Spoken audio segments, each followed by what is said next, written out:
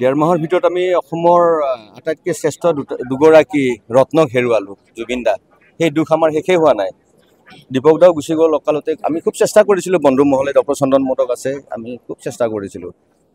আৰু এতিয়া শূন্য হৈ গৈছোঁ, খালী হৈ গৈছে হৃদয়, সময়, সমাজ, এই দুইগৰাকী ৰত্নক হেৰুৱাই পেলাই। আৰু এনেকুৱা ৰত্ন যে জন্ম হ'ব আমি সহজতে ভবা নাই এতিয়ালৈকে। একেলগে আমি বহুত কাম কৰিছিলোঁ। মোৰ চিঠিবোৰ ঘূৰাই নুখুজিবা, তেখেত মিউজিক পৰিচালক আছিল। চন্দন, মই বহুত গানৰ কাম কৰিলোঁ। আনকি যোৱাবাৰ সুস্থ হোৱাৰ পিছত প্ৰথম গানটোৱে চন্দনে গাইছিলে, দীপক দাই বাঢ়ি বজাইছিলে।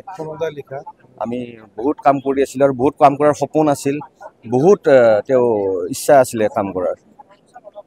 আনকি তেওঁ ষ্টুডিঅ'ত বাঁহী এটা বাকচ থৈ আহিছিলে বিষ্ণু কলিতা ষ্টুডিঅ'ত, যে আহি পেলাই তেওঁ বাঁহী বজাব আকৌ সুস্থ হৈ আহি। আৰু খুব মনোবল আছিলে মানুহজনৰ। আধৰুৱা আমাৰ বহুত ইচ্ছা আছিলে। তেওঁ ষ্টৰি অফ লাভ বুলি এটা এলবাম কৰিছিলে, খুব বিখ্যাত এলবাম, পৃথিৱী বিখ্যাত এলবাম। তাৰপিছত ষ্টৰি অফ লাইফ বুলি এটা এলবাম কৰাৰ তেখেতৰ ইচ্ছা আছিলে, জীৱনক লৈ পেলাই। সকলো আধৰুৱা হৈ থাকিলে।